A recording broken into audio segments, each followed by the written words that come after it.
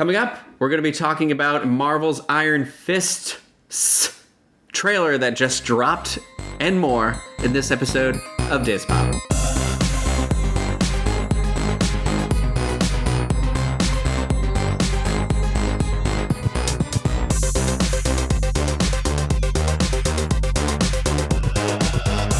Diz Pop is brought to you by Dreams Unlimited Travel, experts helping you plan the perfect vacation. Visit them on the web at dreamsunlimitedtravel.com. Hello, everybody. I am your host, Ryno, and you can see here, if you're watching, I have a special guest. Hello. It is Jillian Hockey. Yes. I like to throw the extra the Jillian of the Jillian of the cakes. I need a special trumpet sound. Maybe I'll add it in later. Every time she's announced at the cupcake store. Like the Disney marathon. It's a big when you come fanfare. Yeah. We have confetti cannons just waiting to go at all times. But the corgis were supposed to be handing those. All the time. Yeah. So we brought Jill in, and by we I mean me. I say we all the time, and I've gotten to the point where I'll be like watching back and editing the episodes, and I'm like, God, do I have a split personality? Because it's always me. I'm the only one who does it. I've known you for a decade, and you do have a couple of you in there. You did used to live with me, so she'd hear the conversation I'd be having with myself. Don't you feel old when we say things like, I've known you for a decade, and then you think of like in this Iron Fist trailer how they're talking about 10 years ago. Oh, yes. Like a little baby. Yes, and that makes me feel so old. Because you're like, I was already out of college by then. Well, we brought Jill in as the resident Marvel expert here. Surprisingly, the Iron Fist's one that I'm not super expert about. I mean, I know a lot about Daredevil. I know a lot about Avengers, certainly. That's like my zone of knowledge. Yeah. But that's what I love about the Netflix stuff. So we'll start. First of all, if you don't know what we're talking about, just released this week was a full-on trailer for Netflix's next Marvel television show, Iron Fist, and it's he's being marketed as the final Defender arrives. Yeah, this is actually the last single character series. Yes. Prior to them arranging themselves into the working class Avengers. Yes, yeah. The street Avengers. Yeah. And so that team's going to consist of Daredevil, Jessica Jones, Luke Cage, Power Man, and Iron Fist.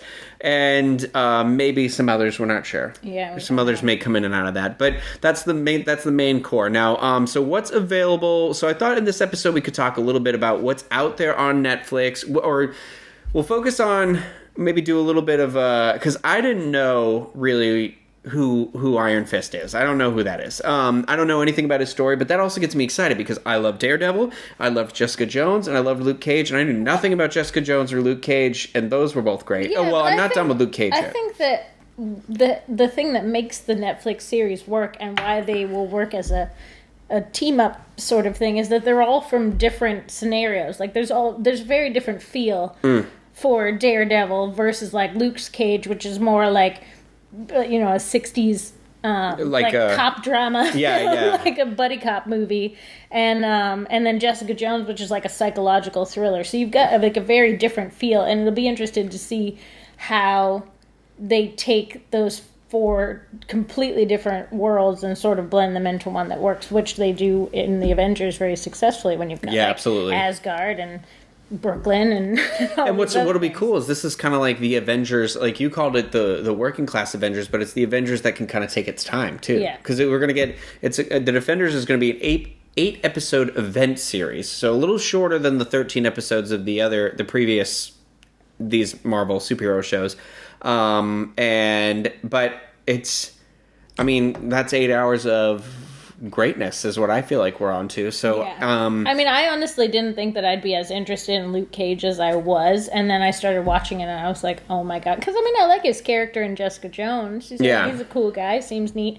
So, but I never was like, I'm not into that sort of movie really, and those like disco films from like, everyone. Yeah, it's got that heavy influence. And afros and stuff, but it really captured me. So I think the same thing will happen for this, which is in that martial arts sort of Yeah, well, and on that, ninja stuff. let's talk about who the Iron Fist is. So we'll do a little overview of what I read, and basically by what I read, I mean what I Wikipedia'd, and and what you've seen in the trailer. Yes, and what I've seen in the trailer.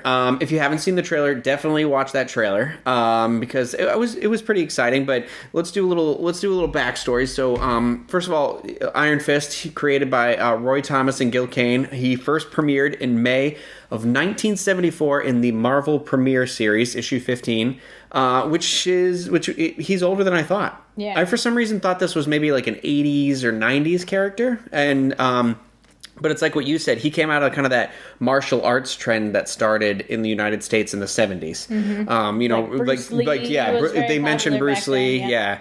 And so he eventually got his own little solo comic, but that line was going to be canceled. So instead of letting him kind of disappear into oblivion, Marvel paired him up with another comic solo that was also getting canceled called Power Man. So, right. And that's Luke Cage. So it became Power Man and Iron Fist, and which is interesting. I didn't know he had such strong ties to Luke Cage. Yeah, it's like Daredevil and Elektra. It's like one. Yeah. Like when you see, and it sort of makes sense from a merchandising standpoint when you see like old T-shirts and stuff, and it's like the both of them. You're like, why did they put them on the same thing? But now, like seeing the history, now it makes sense. Yeah, I didn't know if this was something that was just paired together now because they were Netflix.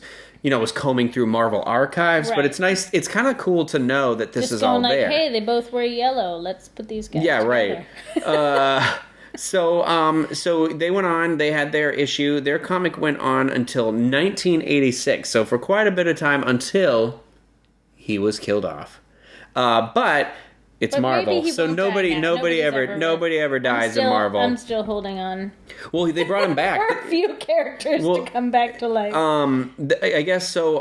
In Namor, the Submariner, their version of Aquaman, it was revealed that the the Iron Fist from that series was actually a doppelganger.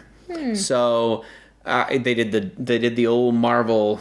Gotcha. Like when Steve Rogers is a spy. And they love their life model decoys too.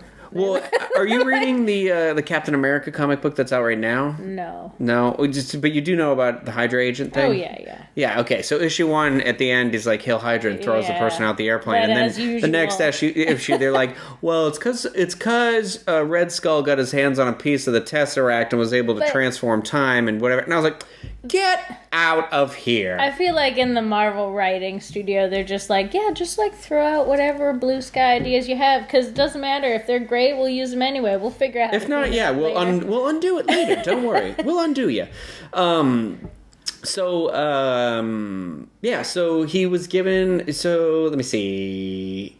So they team up, they're buddies, and then he dies. He dies, and then he comes back, and then it was, from there on out, he was pretty much a staple. He flowed, he was kind of like a little bit, I guess similar to like kind of Deadpool maybe, where he like was in and out of other people's storylines every now and then, but he, I guess Marvel started this Marvel Now event thing in 2014. He was given like a 12-issue thing, and I feel Marvel like that's Now geared toward rebooted pretty much everybody. And I feel like that is very geared toward setting up stuff that they'll be able to mine from movies later. Yeah. So there is that little bit of like pit in my stomach sometimes when I see these like, okay, Riri Williams is Iron Man now, and oh my gosh, I can't remember the new Hulk's name. But the one with the mohawk, the Asian guy, and then Jane is Thor, and you're like, I get it. The actors aren't going to be able to sign eventually, and you want it to be like, well, there is another storyline where there's a different person playing this character. Whereas I'm like, just make a new character. I wanted to hate the Jane is Thor thing, but it actually made a lot of sense when you read it. So man, that doesn't bother me as much because it's a character that's existed within Thor. Right. It's kind of like, why do all these new characters have to take over? That's how I feel about like Falcon taking over the mantle of Captain America. Well, now there's like 3 Captain Americas too, because there's Falcon, there's Captain America, and then there's like the girl Captain America or something too. Is that Agent 13 is Captain America? Mm-hmm. It gets weird. So hopefully, just assume it's weird perpetually, and then you never have any concern about it. Well, you know what's a good app for this? You have this. Oh yeah, you want to talk about Marvel this? Unlimited? Yeah. So when I started getting into actually like reading comic books for the sake of like collecting them and stuff, I would say it was about 2012, and then in 2000, it might have been right when this Marvel Now stuff happened, is when they launched the app. So every single issue ever made, like back to the 40s, 50s, 30s, Oh, okay. is cataloged, and you can read it it's like a subscription price. So it's like $10 a month, or you can get like the whole year for $60-$70. And it's unlimited Does it reading. include the brand new stuff too? So you can It follow along? but there's like a lag period. It's like, in the old So it's like Blockbuster Hulu. video Okay, days. yeah. It's like, you can have the new releases after like 2 months' time or something. Okay, when it comes off the wall onto the Yeah. the shelves on the floor. But it's awesome because they actually have started a recent feature, like since the Netflix shows and stuff have been coming out, and some of the more recent movies, where prior to that you'll get like an alert on your app that says, hey, Daredevil's coming out, check out this stuff about like Daredevil. that. Okay. And so it pre-selects out the important parts. So it's like Wikipedia reading without having to like sort through 70 years of comics. It'll say, if you want to know what's happening in Daredevil now, check out these 2 issues from 1973, these 4-issue run from 1992. So it like pulls them out as like a recommended reading selection, which is really helpful because you don't want to have to, like you said, it changes over so many times. You're like, how do you know where to start? Yeah, and that's my... Because when I first started reading comics, I wanted to read House of M because that's like the lead. I just read about that today, yeah. And which is awesome, by the way, and everyone who ever is interested in comics, that is a series that you should absolutely read because that leads into the initial Civil War.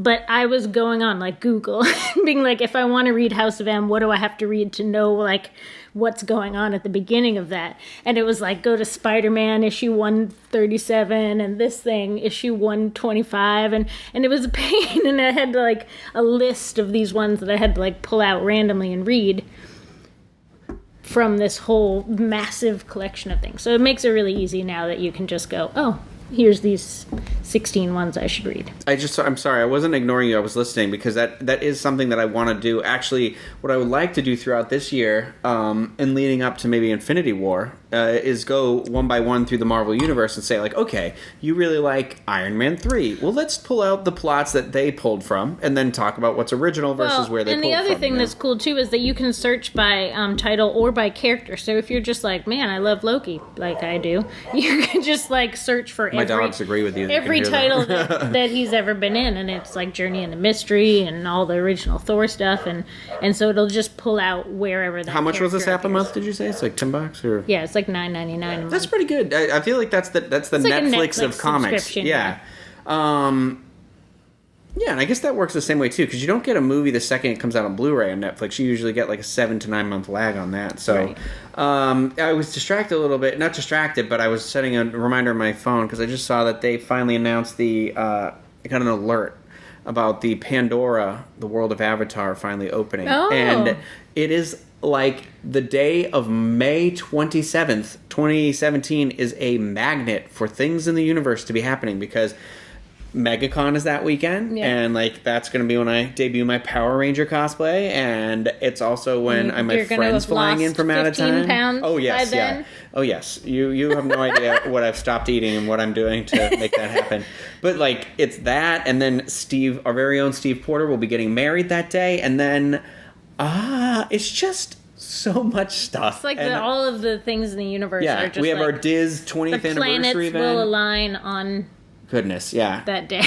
I'll probably be exhausted from having seen Guardians of the Galaxy 2 like 17 times at that point. I would say though, if that's like the official opening, you'll probably be previewing that like let's hope. a couple days ahead. I'd like to believe in life and in love and happiness, but who knows? So, well, we'll jump back to Iron Fist a little bit, because I want to do a little bit, because I'm like, well, what's his backstory? What's the origin story?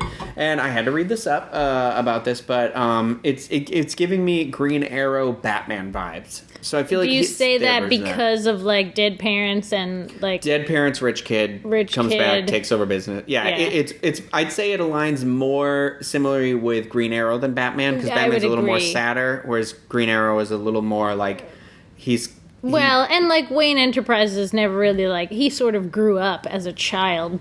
With it. Whereas like Oliver was gone and came back, and back from the dead. Like, basically, surprise! I own the business. That's again, true. Yeah. So that's pretty much what happens. It's so okay. So there's the Green Arrow. His name is Danny Rand, and his father Wendell Rand came across this mystical city of Kunlun. Kunlun? Is that how they said it in the trailer? Yeah. And it's K-UN like K''UN L''. It's like a modern toddler's name. Yeah, and so I was like, well, okay, they say Kunlun in the trailer, so I'm assuming they know how to say it. That's like, if you ever watched Doctor Strange with like subtitles on, there's a lot of weird pronounced spellings in there. I can't even imagine, but... Is that Doctor Strange? I think it comes out on video. Oh my god, I'm so old. On VHS, yeah. You're looking forward to that release. I can't wait for that VHS tape. No, maybe but Betamax. When it comes out on Blu-ray or something next week, there was like a clip that showed. Oh, and you had the yeah.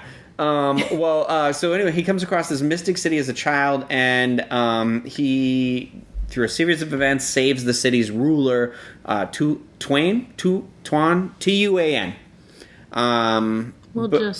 But Lord wait for Tuan? The pronunciation. Yeah. So he basically, that guy adopts the Wendell. So I don't know if the situation is that Wendell is an orphan or something, but anyway, he adopts him. Eventually, he leaves that city. He makes a name for himself in New York, becomes very successful. He marries, has a child who's Danny. This is Danny's dad. This is Danny's dad. That had already been to this Asian. Yes, the city, yeah. And then so he goes back. I don't know why. He's in search of it, whatever. He wants to go back to it through a series of events. They're on a mountain. The Danny falls, the mother falls, the father's killed by the business partner, and then the mother's eaten by wolves, and Danny's rescued by the people of the city, and he wants his vengeance, and he trains, and then he comes back. Seems like a bad dude, but he did have like a hatchet. And blood everywhere. So it looks like he does look like a bad dude. It looks like judging from the trailer, it's maybe updated a little bit, because it looks like it involves a plane crash. So maybe the business dude sabotages the plane crash or something like that. But which is usually how modern hostile takeovers happen, right? Yeah. It seems like crashing people in planes, like parents in planes. Like, it reminds me of the opening of Spider-Man 2. Yeah. So it seems like that's kind of the supervillain thing to do to your nemesis, is you get them on their own private jet and then you sabotage it somehow. Yeah, because then James it's Bond, harder Spider-Man, to prove. whoever, you know. Then I threw him off a mountain. That's fingerprints and stuff. But that's pretty much his basis, and that's kind of what it looks like, the trailer. So the trailer shows Danny coming back. I'm assuming they think they're like, you can't be here, and then he uses his martial arts to fight off the guards, goes up and those guards surprisingly know a lot of martial arts themselves. I'm assuming it's going to be a Power Ranger situation where people are surprisingly adept at choreographed fighting. Where did they hire these guys? Yeah. They're very trained for security personnel. So who knows? Well, that could legitimately be part of the storyline. We don't even know. It could be a Malcolm Merlin with Arrow situation where he was actually the Dark Archer, and you know what I mean? But anyway, it has me intrigued by that. It definitely gives that Green Arrow vibe with a little bit of mystic self, because, Danny does have powers. It's something to do with he channels his chi into these, fists of fire or something. Iron, I suppose. I'll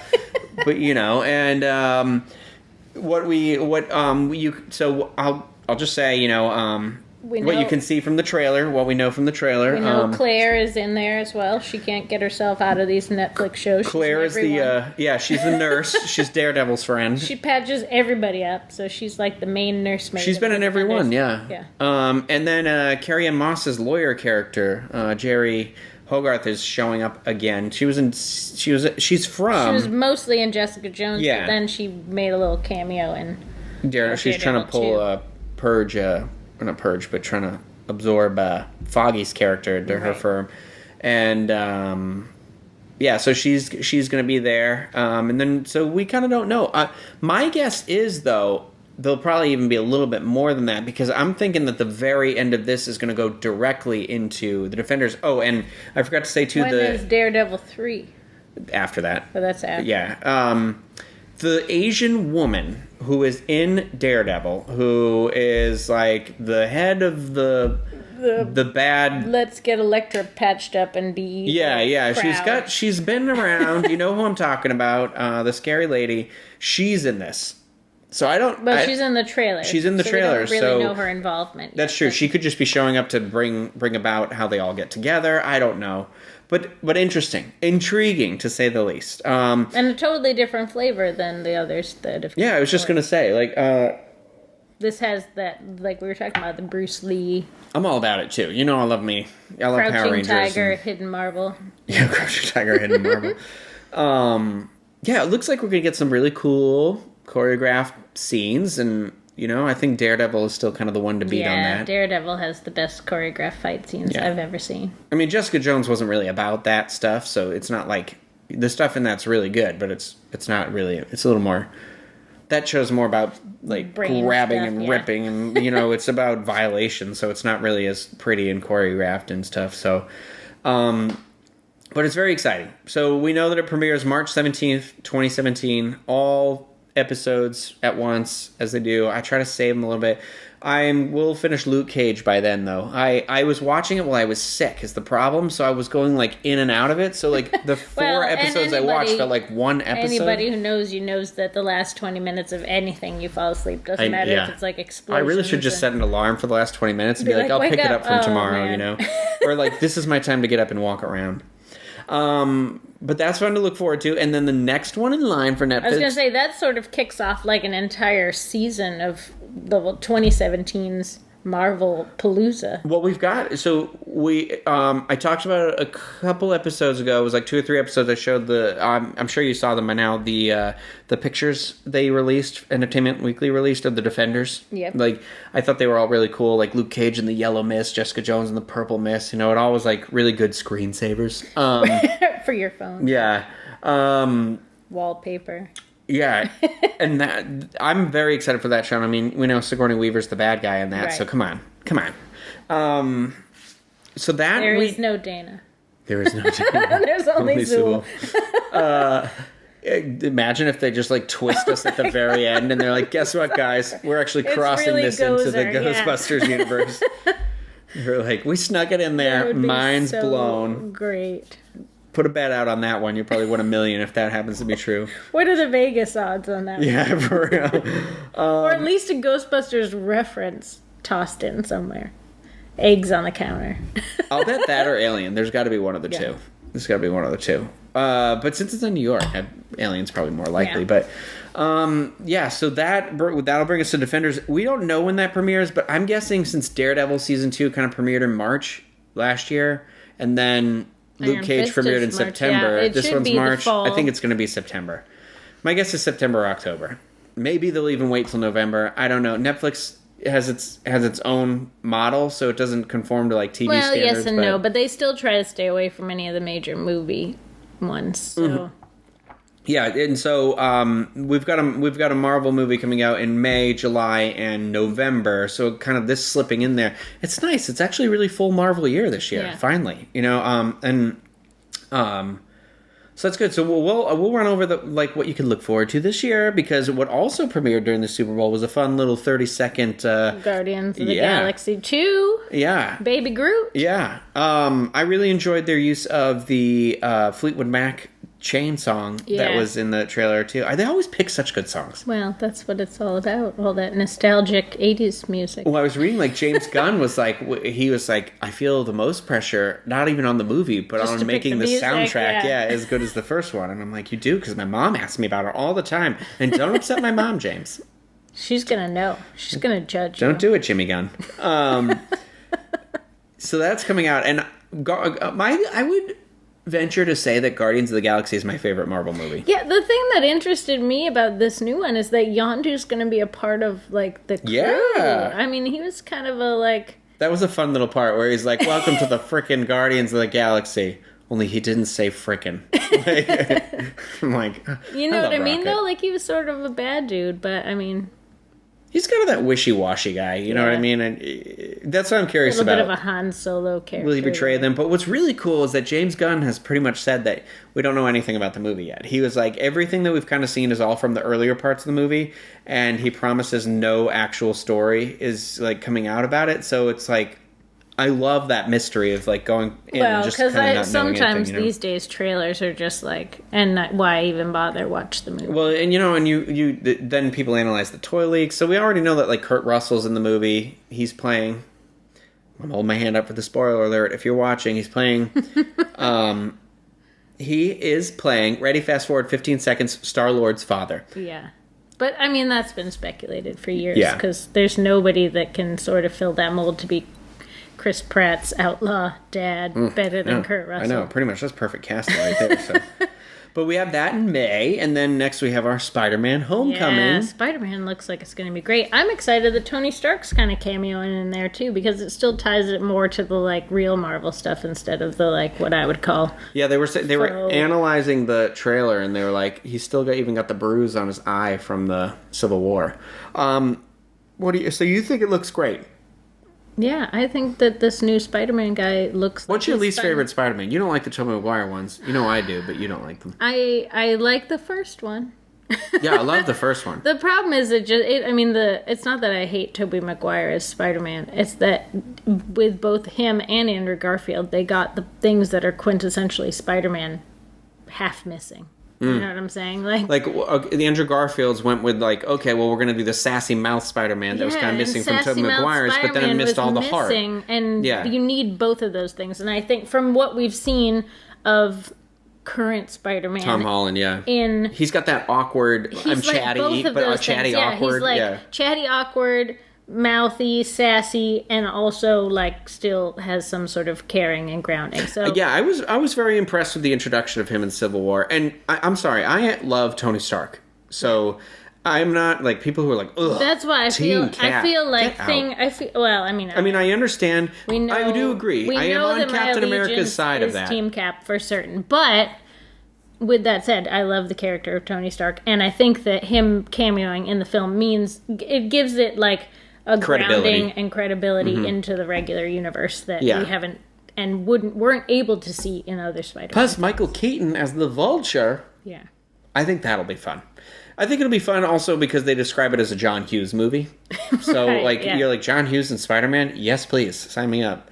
Gonna start singing 16 Candles. And they don't you forget about me. I went Breakfast Club, sorry. So what's really cool about that too is Tom Holland was confirmed for Infinity War too. So it's nice that we can see this cooperation flow in and out of there. It's not going to happen with the X-Men anytime soon though. No. We've heard that. So unfortunately, but you know what? For me, the X-Men, I don't think they need to be a part of like what Disney's doing. I don't either, but the X-Men movies suffer from poor editing choices, in my opinion. It's like they're like we're doing it right. We're doing it right. Yeah. We're back. We're back. Oh, the casting is great. The acting is fine. I don't have any problems with any of that. But every single time I watch one of those movies, it's like the fight scenes go on 20 minutes too long for no reason. You're like, I know you definitely said that about Apocalypse. They started fighting a bad guy from space. Okay, time to go get popcorn, and then I still won't miss anything in plot about this movie. Yeah, I recently rewatched Days of Future Past, and I actually enjoyed it. I liked it when I saw it in the movie theater. I liked it even more when I saw it again. Like, I'd seen it, I've already seen it on Blu-ray, but this is the road cut. And I'm like, First Class set it up too well with too many good expectations for like, they've fixed the series, and then Days of Future Past sort of took it back to the bad editing world. Well, it was like First Class was like, okay, well, here's what we're going to do. We're going to turn them into kind of the genre films. Yeah. So we'll make this one like the James Bond 60s, or I guess it was that one was in the 60s. Yeah. And then the second one was like, well, we'll keep that mold going in the 70s, but really it's going to be very dark and bleak. I mean, I really enjoyed it. But Logan looks good. I was excited for Wolverine. And they showed a Wolverine, a little clip during the Super Bowl. And I'm sorry, like, both those trailers, those songs get me. I downloaded, obviously, the oh my god, I Walk the Line. What's his name? Johnny Cash song, and which is the 9 Inch Nails cover. But then the song from the second trailer is so good too. Like I listen to that while I go running, and I'm excited. I think it's going to be a good. I think that one's going to be a solid piece. But it exists out of the X-Men universe. They said they let it be its own thing without worrying too much about continuity or where it lies or anything, and that's why they're saying they refer to like the comic books of X-Men and all that stuff. And I was like, okay, sorry, that was my watch, but so that's exciting. That's actually our first Marvel thing this year. To be, I always forget about that. That's March 3rd. Yeah. March is a really busy month. March 3rd, that we got Beauty and the Beast. We got I'll watch that Ghost in the Shell movie. And then freaking Power Rangers. This is a good movie year. Yeah. In general. Like, it seems like the more we get into it, the more we're like, something here, something here, something here. Slumpy movie year with like one or two hits. Well, you know what I like is like, it's not all being squished into that summer season either. So it's like, it's starting really early this year. We're getting Lego Movie coming up this weekend. And then there's something else coming out this month I can't remember too. But before you know it, it's going to be like, then we got Logan, then you got Beauty and the Beast, then you got this. And it's just going to go boop, boop, boop, boop. Like once a week basically from now to the end of the year almost. So that's exciting. But so you've got that, and then we've got Spider-Man, and then Thor Ragnarok November 3rd, which I am super excited about because did you see What We Do in the Shadows? No. Okay, the guy who directed that movie is the guy who's directing Thor, and it is really funny. I think you should watch it. I'm just excited because of the return of Loki, of course. Your future husband, sorry, Steve. He will become ill at some point in your life. And then also Cate Blanchett is going to be kick-ass. Yeah, Cate Blanchett. No. Yeah, Cate Blanchett. Yeah. I'm sorry. Tilda Swinton was in Doctor Strange. Now they got Cate Blanchett. It's just like the caliber of actors they're getting on. I love her, yeah. It's going to be great. And you know who else is in it too? Sam Neill. Like, lady bad guys, like Rita and...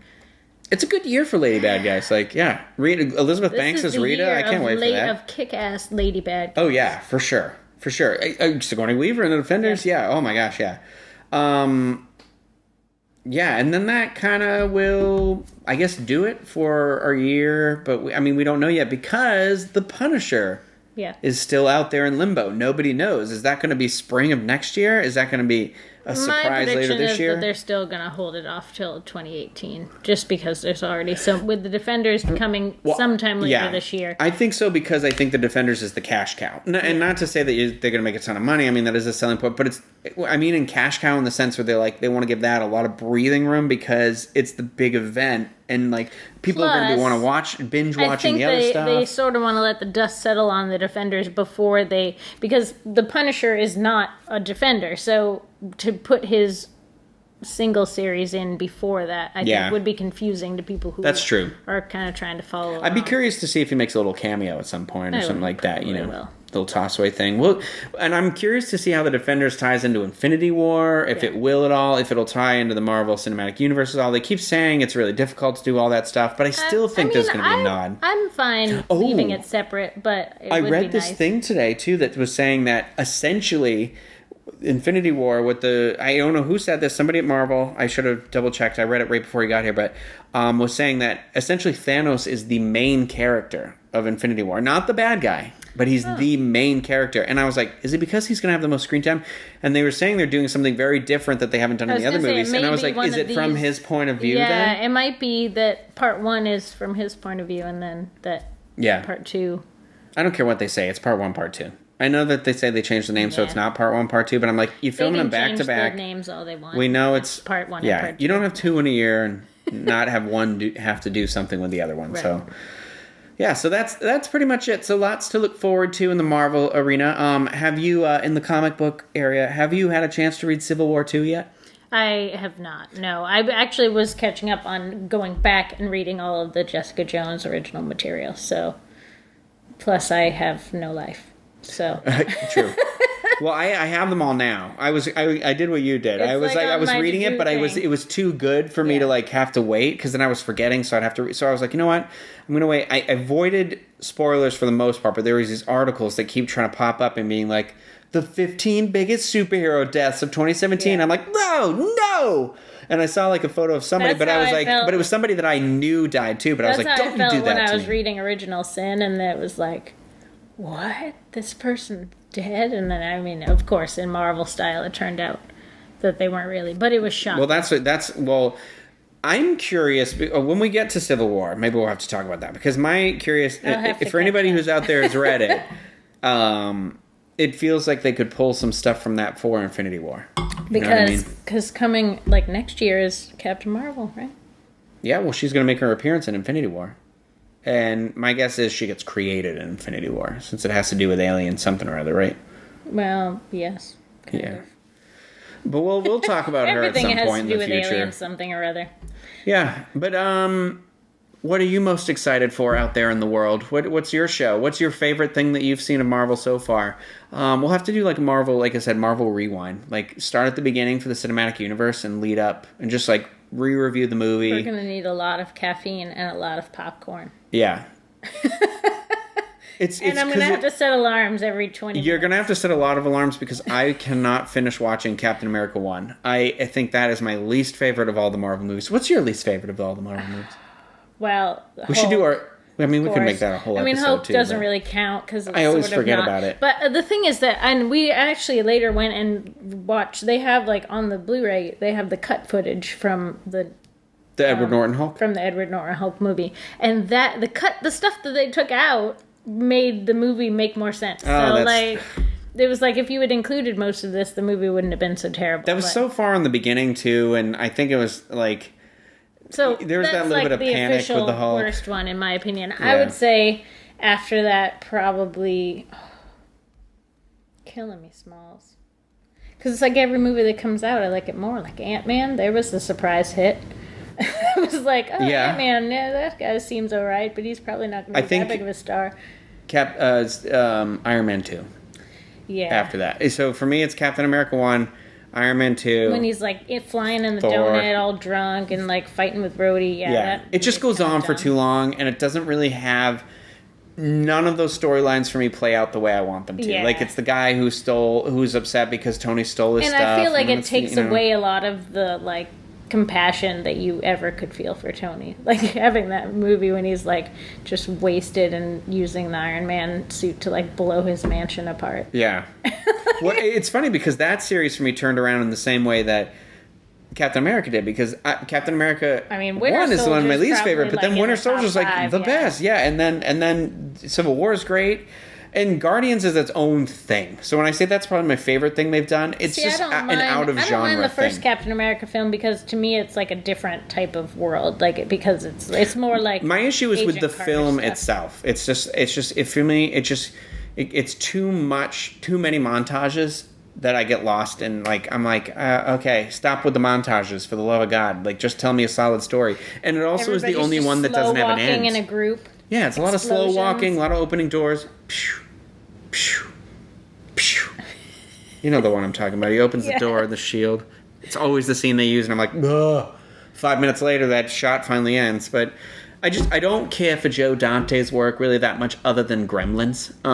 But then you've got parts of that film that are so awesome. I think he also directed Red Jumanji Skull too. And like there's. I know. I do like Hugo Weaving. I like the Tooch. The Tooch. But we can't take him out of that movie, unfortunately. Tommy Lee Jones? We got not Linda Carter. Wonder Woman out of that movie. Oh, by the way, though, how do you feel about Wonder Woman real quick? I know we're switching gears here, but this is a little bit of a we're in that comic book movie. So Steve and I finally watched Batman vs. Superman, Dawn of Justice on the way home from Paris. I was like, well, we've got 8 hours, nothing better to do, so let's just watch it. Again, it's the same problem that I have with the X-Men movies. I liked the casting choices. I love Gal Gadot as Wonder Woman.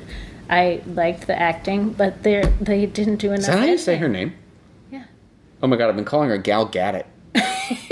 You're stupid. It makes so much more sense now. I was like, oh, that sounds so much fancier. But like, she's so kick-ass and awesome, and I just felt like all of them suffered from terrible filmmaking. Right, like I like Ben Affleck as Batman, but I don't like the direction of Batman in that movie. I love Jeremy Irons as Alfred, you know. I honestly didn't even, I wasn't bothered by Jesse Eisenberg. No, I was not either. I know people have huge issues, but here's the thing.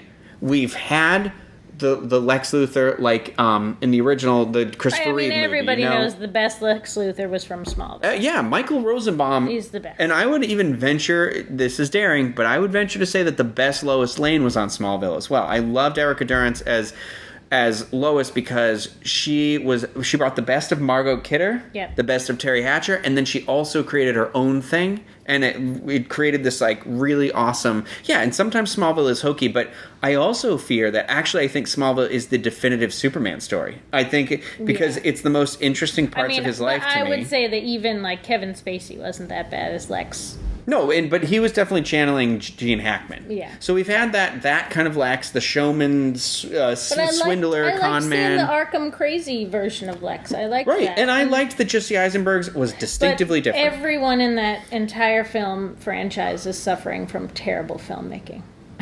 Like, it's just, like, it was all over the place. They'd be, like, 10 minutes on this part of the story, then something entirely new, and then something that had nothing to do with those things. And everybody's like, oh, watch the extended cut. I said, no, I need 20 minutes less of this movie, not 20 minutes It's more. hard because it is, like, I respect them for trying something drastically different to be like, okay, well, we're not going to just do Marvel because Marvel's working. Like, we want to try and do our own thing and make our own stamp on it. And so they kind of, I mean, they did that visually for sure. I mean, and you know, the narrative, there are things in that movie that I think are very fascinating, honestly. And you're right, like it is long. I understand that. I really enjoyed it. And I didn't think that they spent enough time. I know that they're trying to set up for Justice League, but I wish they spent just more time, a smidge more, like the with the Flash, the Aquaman, and because that new trailer for Justice League, you know, regardless of your feelings on Batman vs Superman, I am like, that trailer gets me very excited for that. And the movie. Same for Wonder Woman as well. Well, who doesn't love Chris Pine? Well, come on. And that's the unfortunate part of this all, is that I'm hoping there's some twist where he's actually still alive or something. Because you're like, World War I love interest, this isn't going to bode well for the sequel. Yep. Especially since we know where she is in 2017. So I do look forward to that. Also directed by a woman. Not that, for me, that like it's kind of like just who's ever talented, but I do like that it's like, I mean, Wonder Woman is a story about an Amazon, you know, the strong woman, and like it should have a strong female. You know, it should be female. Right. So it should have a strong say in her it. You know, mentality. In her world. Yeah. Yeah. So I do look forward to that. Is that June? I don't know. I think that one's summertime movie. Oh God, jeez Louise. Bill collector's trying to get me. Well, that'll be our alarm for calling it quits here too. So, again, in the comments below, let us know what you're most excited for, comic book movie wise. It doesn't have to be Marvel. Are you more excited for Wonder Woman or the Justice League versus the Marvel stuff? And what's your favorite of the Netflix shows? I want to know all that stuff. Let's get a conversation going. But that'll do it for this time, and we'll see you again in the next episode of Dispop.